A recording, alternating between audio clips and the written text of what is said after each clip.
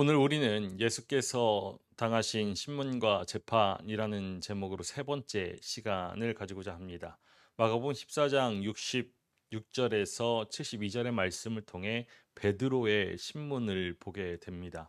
우리가 지난 시간에 살펴본 53절에서 65절의 예수님의 그 신문의 과정을 지나서 이제 베드로의 신문을 보게 되는데, 지난 시간에 우리가 살펴본 대로 예수님의 신문 과정은 베드로에게 일어나고 있는 그 신문의 사건과 비교하여서 읽어갈 수 있게 됐죠. 사건 배경과 인물 묘사는 예수님과 베드로 순으로 나열되어져 있고, 또 예수님과 베드로가 있는 장소 역시도 대제사장의 집, 그 집 공간 안에 다른 위치, 예수님은 윗뜰에 베드로는 아랫뜰에 있습니다. 이 예수님과 베드로를 신문하는 인물 역시도 유사하다라고 말씀했습니다.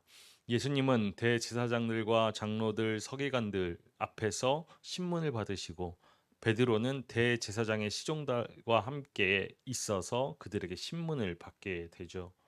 예수님과 베드로 둘 다 모두 자신의 신분에 대한 신문을 받게 됩니다. 그러나 그 반응은 다르다라고 하였습니다.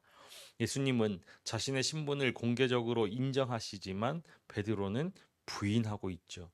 결국 진실한 고백으로 예수님은 사형에 해당하는 그런 선고를 받으신 이후에 또 시종들에 의해서 모욕을 경험하게 되시지만, 베드로는 이 시종들과 함께 있다가 거짓말로 위기를 모면하는 것을 보게 됩니다. 우리가 예수님의 신문을 살펴보았는데, 이제 장면이 바뀌어서 대제사장의 집 뜰 아래쪽에서 베드로가 여종에 의해서 신문을 받습니다. 유사한 그런 재판의 형식으로 이루어진 이 신문은 세 번에 걸쳐 진행되는 것을 보게 되죠. 흥미로운 것은 앞서서 우리가 겟세마네 기도 때부터 등장하는 이 3이라는 숫자에 기초한 이야기 진행 방식입니다. 겟세마네 동산에서 예수님께서 기도하는 곳 그 바로 옆에 세 명의 제자들을 머무르게 하셨고, 그들은 깨어 기도하는 일에 세 번 실패했습니다. 예수님은 베드로가 예수님을 세 번 부인할 것이다라고 예언하셨고, 이 예언은 성취되는 것이죠. 우리 66절과 67절의 말씀을 보겠습니다. 베드로는 아랫뜰에 있더니 대제사장의 여종 하나가 와서 베드로가 불 쬐고 있는 것을 보고 주목하여 이르되 너도 나사렛 예수와 함께 있었도다 하거늘. 베드로의 신문은 베드로가 아랫뜰에 있었다라는 이야기로 시작되고 있죠. 그 윗뜰에서는 예수님께서 신문 받고 계십니다. 제자들이 예수님을 버리고 도망했지만 베드로는 멀찍이 예수님을 따라갔습니다. 예수님과 이렇게 베드로가 비교되는 것은 베드로가 시정들과 함께 불 앞에서 몸을 녹이고 있었다라는 정보에 의해서 더욱 부각되었죠. 스승은 스승이신 예수님은 거짓 증언하는 자들의 그러한 신랄한 고소에 노출되어 있었지만, 이 제자인 베드로는 아무 일 없다라는 것처럼 불 앞에서 몸을 녹이고 있습니다. 특히 이 베드로가 몸을 녹이고자 마주하고 있던 불은 신약 성경 대부분에서 빛을 지시할 때 사용되는 포스라는 뜻이었습니다. 포스라는 단어를 사용했죠. 예수님을 부인하는 이 현장에서 베드로가 이 몸을 녹이고 있었던 그 화롯불의 어휘가 불을 가리키고 있는 헬라어 튀르가 아니라 빛이라는 그런 상징적인 의미로 주로 사용되고 있는 포스로 표현된 것은 의미심장한 것이죠.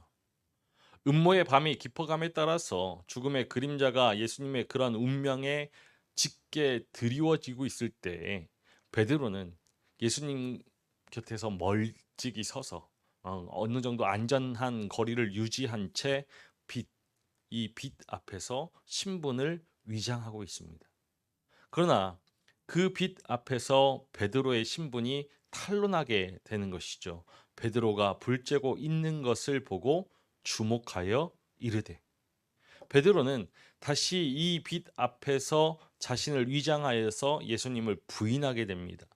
이처럼 베드로가 이 불, 이 빛, 포스 앞에 앉아 있다라는 이 정보, 이 말씀, 이 표현은 이 베드로가 불 앞에서 몸을 녹이고 있다라는 그런 문자적인 그런 정보와 더불어서 이제 이후에 일어나는 사건들을 통해서 이 베드로의 내면 세계, 곧 두려움과 비겁함, 그리고 배신, 그리고 그 이후에 뉘우침이라는 이 일련의 과정들을 빛 앞에서 조명해 보겠다라는 마가복음의 의도가 담겨져 있을 것입니다. 이 첫 번째 신문은 여종이 직접 베드로에게 행하지요. 그 여종은 먼저 베드로를 주목하여서 말하고 있습니다. 보고 주목하여 베드로를 본 후에 응시하면서 말했다라는 것이죠. 이 마가복음의 흐름은 이 여종의 말뿐이 아니라 이 시선에 초점을 맞춥니다. 이 여종의 강한 시선과 마주한 베드로는 너도 나사렛 예수와 함께 있었도다라는 너 역시도 나사렛 예수님과 함께 있었지 않았느냐라는 이 추궁에 맞닥뜨리게 되지요. 지금까지 대제사장의 사람인 것처럼 위장한 채 이 다른 종들과 함께 불 앞에서 몸을 녹이고 있었던 베드로가 이 질문으로 갑작스럽게 그 화제의 중심에 서게 됩니다. 이 마가복음에서 이 여종과 베드로의 만남이 있었다라는 그런 이야기는 없었지만 베드로를 본 후에 알아본 것은 아마도 이전에 이 여종이 베드로를 알고 있었다라는 것을 전제할 것입니다. 이 여종의 질문은 이 베드로가 나사렛 예수와 함께 있었던 사람이라는 데 집중하고 있죠. 그러나 베드로는 이것을 부인합니다. 68절의 말씀입니다. 베드로가 부인하여 이르되 나는 내가 말하는 것이 무엇인지 알지도 못하고 깨닫지도 못하겠노라 하며 앞들로 나갈세. 멀리서 예수님을 따르면서 그러한 안전한 거리, 공간적인 거리를 두었던 베드로는 이제 예수님과의 관계마저 부인하죠. 예수님은 베드로를 비롯한 다른 제자들에게 나를 따라오려거든 자기를 부인하고 따라와야 한다라고 말씀하셨지만 베드로는 자기 자신을 부인하는 것이 아니라 예수님을 부인합니다. 이렇게 부인할 때 사용되었던 말, 나는 내가 말하는 것이 무엇인지 알지도 못하고 깨닫지도 못하겠노라 라는 이 표현은 유대인들이 어떤 혐의를 부인할 때, 부정할 때 사용하는 법적인 용어입니다. 더불어서 이 마가복음의 전체적인 흐름을 고려할 때 이 베드로의 구체적인 부인하는 이 말, 이 표현이 시사하는 바가 크죠. 예수님은 제자들을 예수님과 함께 있도록 부르셨습니다. 그렇기 때문에 베드로에게 이 여종의 질문이 무엇을 의미하는지는 분명한 것입니다. 베드로가 예수님의 제자라는 것이죠.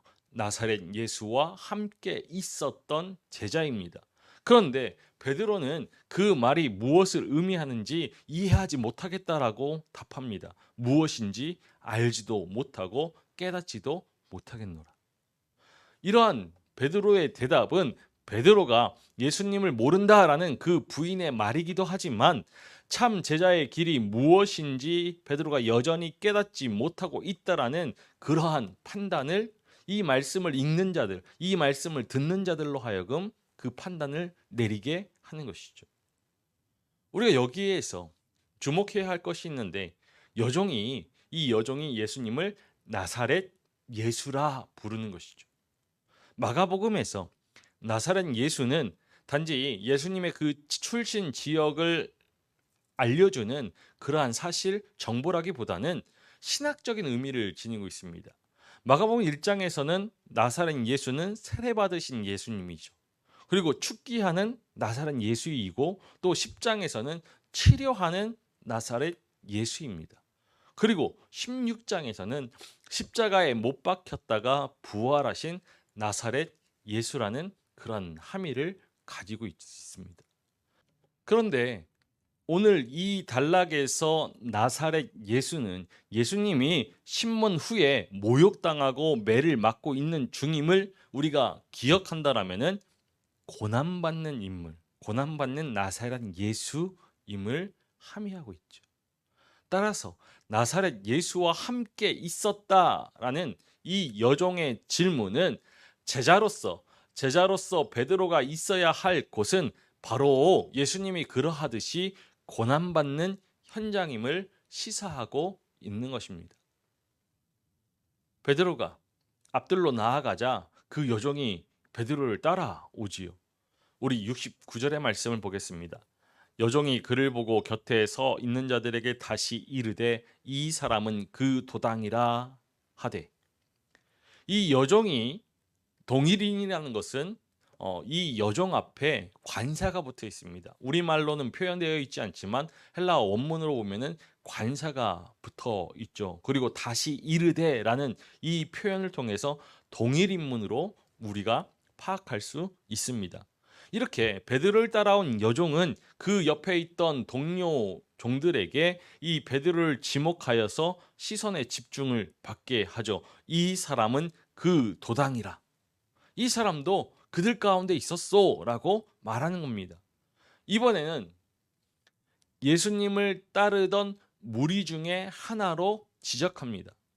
첫 번째 신문에서와 같이 이 두 번째 신문에서도 이 베드로가 예수님을 따르는 이 제자 그룹에 속해 있었다라는 사실에 맞추어져 있죠.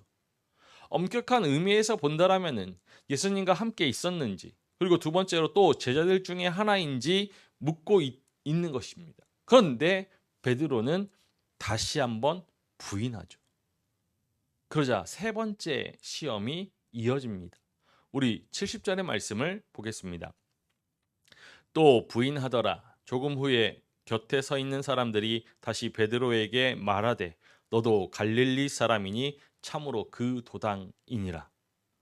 뒤따른 세 번째 질문은 이 앞선 두 번째 것의 반복으로 보이고 있는데, 베드로가 제자들 중에 하나임을 증명하고자 이제 베드로가 갈릴리 사람이다라는 사실을 추가로 덧붙이고 있죠.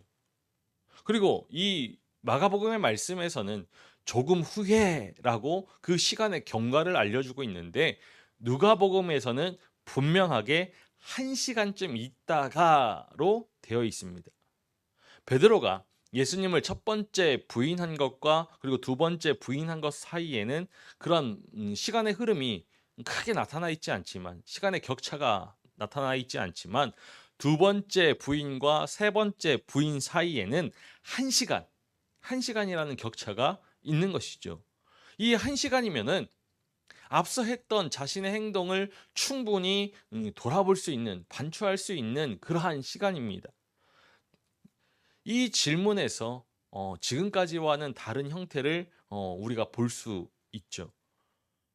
질문하는 여종은 개인에서 사람들로 바뀌었습니다. 조금 후에 곁에 서 있는 사람들. 그리고 또 질문의 방식도 앞서 여종이 다른 종들에게 말하는 그런 방식에서 종들이 베드로에게 직접 신문하는 것으로 바뀌죠. 그리고 질문 그 자체의 진실이 부사인 참으로에서 더 강조되는 것을 볼 수 있습니다. 너도 갈릴리 사람이니 참으로 그 도당이니라. 따라서 베드로도 그 부인을 더욱더 강하게 하게 되죠. 더욱 악화되는 것을 우리가 보게 됩니다. 71절의 말씀입니다. 그러나 베드로가 저주하며 맹세하되 나는 너희가 말하는 이 사람을 알지 못하노라 하니, 이번에 베드로는 맹세하고 저주하면서 나는 너희가 말하는 이 사람을 알지 못한다 합니다. 내가 만일 저 사람과 관계가 있다라면은 천벌이라도 달게 받겠소라는 식으로 말했다는 것이죠.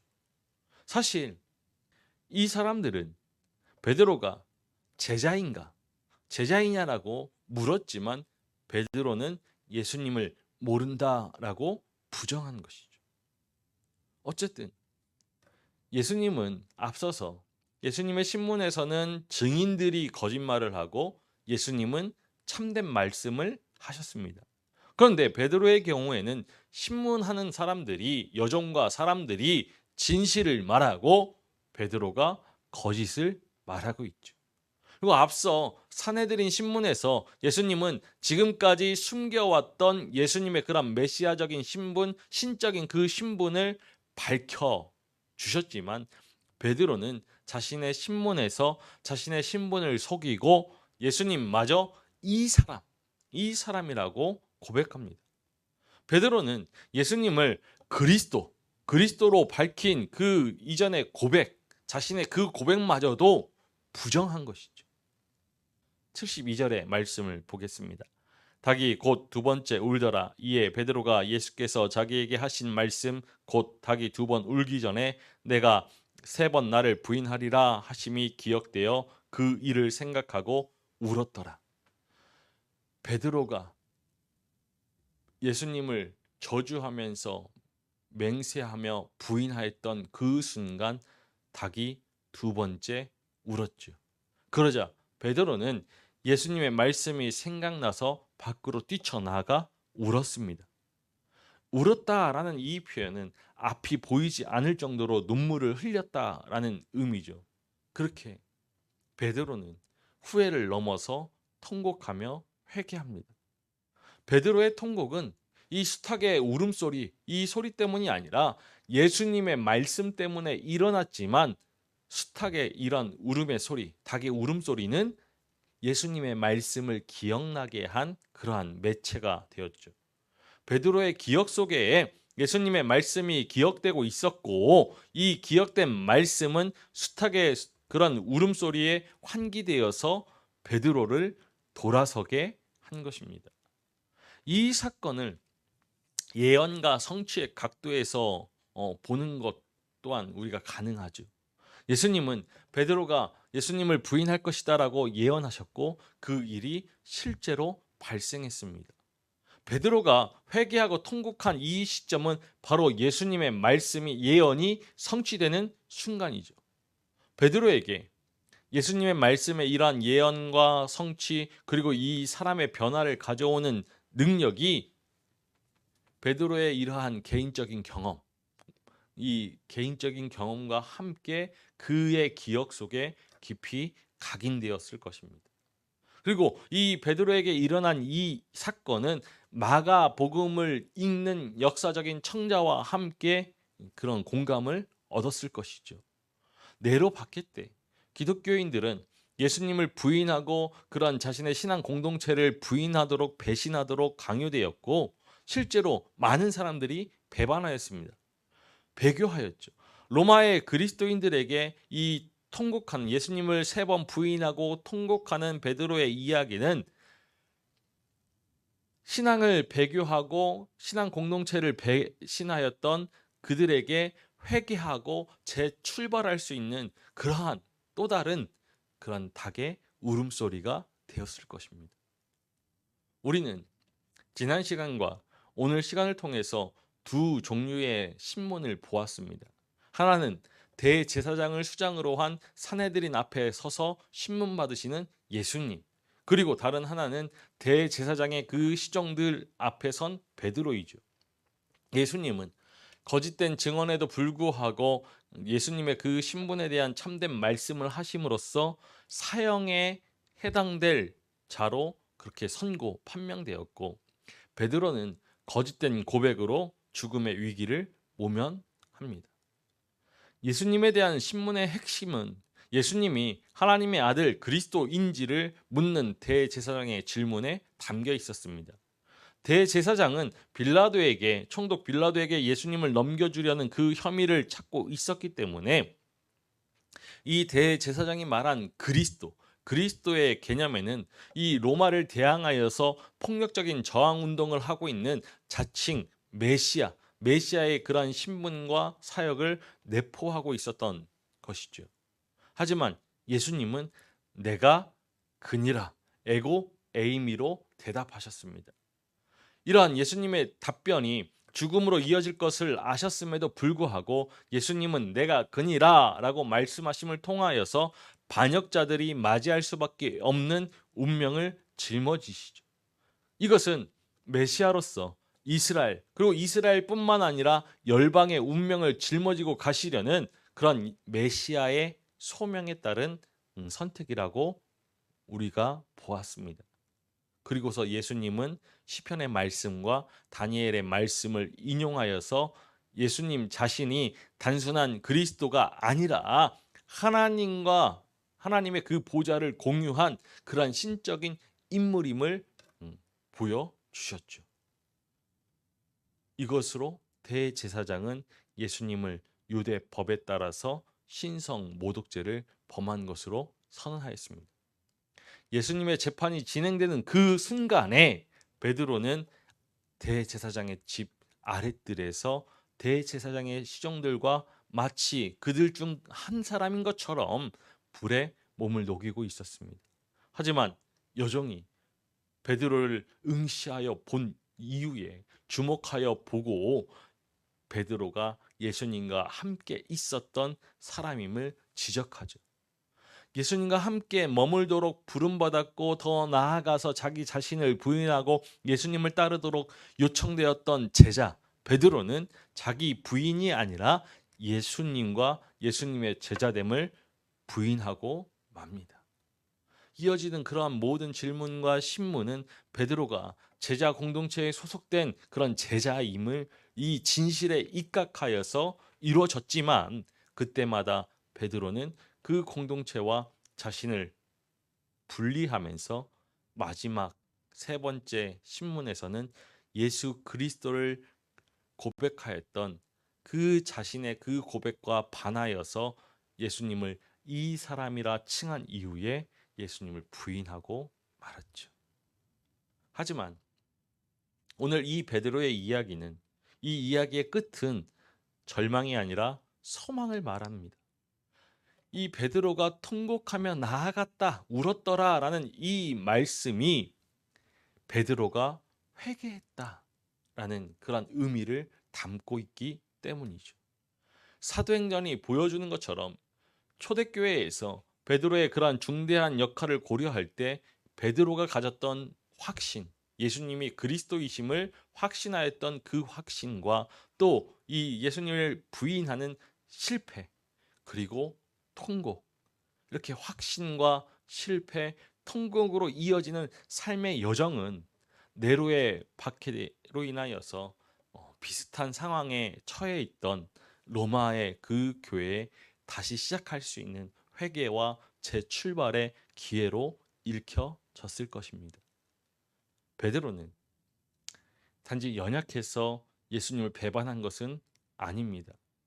베드로가 기대하던 메시아의 모습이 아니었기 때문에 베드로가 바라던 그 이상이 무너졌기 때문에 베드로는 예수님을 부인했죠. 우리도 예일 수 없습니다. 우리가 기대하던 대가가 주어지지 않을 때, 우리가 기대했던 그 길과는 다른 길이 펼쳐질 때 우리가 어떤 선택을 할지 아무도 장담할 수 없습니다. 베드로의 모습이 곧 예수님을 따르다가 실패하는 우리의 모습이죠. 그렇지만 연약한 베드로도 예수님을 부인한 후에 통곡하며 울었습니다. 우리는 예수님을 따르는 이 신앙의 믿음의 길에서 실패할 때 최소한 이렇게 슬피 울며 통곡하는 모습이 우리에게 있어야 할 것입니다. 예수 그리스도의 십자가 은혜만 강조하고 자기 십자가를 지기를 거부하면서 애통이나 통곡이 없다라면은 예수님을 세 번 부인한 이 베드로보다도 더 실패한 믿음의 모습이 되고 말 것이기 때문이죠. 우리가 이후에 보게 되겠지만 십자가를 짊어지시고 죽으셔서 부활하신 예수 그리스도께서 이 실패한 베드로를 회복시키시고 그리스도의 제자로 다시 세우십니다. 새 출애굽의 메시아 예수 그리스도는 연약한 우리를 실패의 그 자리에 버려두지 아니하시고 우리 삶 가운데 찾아와 주셔서 다시 일으켜 세워 주시는 분이시죠. 새 출애굽의 메시아가 임마누엘의 주 되심을 신뢰하고 하나님의 아들이신 예수님을 주와 그리스도로 시인하고 온전한 믿음의 삶을 살아가는 그 믿음의 삶이 바로 그리스도 예수의 사람이고 제자입니다. 그러한 모습이 우리에게 있기를 소망합니다. 새 출애굽의 메시아 앞에 우리의 상한 심령, 그 아프고 찢긴 상한 심령 그 모습 그대로 나아가서 죄와 허물에서 자유케 하시고 새 출애굽의 삶을 살아가게 하시는 그러한 생명의 은총을 누릴 수 있는 우리이기를 소망합니다. 우리를 주님과 함께 있는 믿음의 삶으로 부르셔서 언제나 그 능력의 오른손으로 우리의 삶을 붙드시고 날마다 새 힘과 능력을 공급하여 주시는 성령 하나님의 은총 안에 머물면서 새 출애굽의 메시아 되시는 예수 그리스도를 온전히 따를 수 있는 날마다 충심으로 따를 수 있는 그리스도 예수의 사람이 되기를 주님의 이름으로 간절히 축원합니다.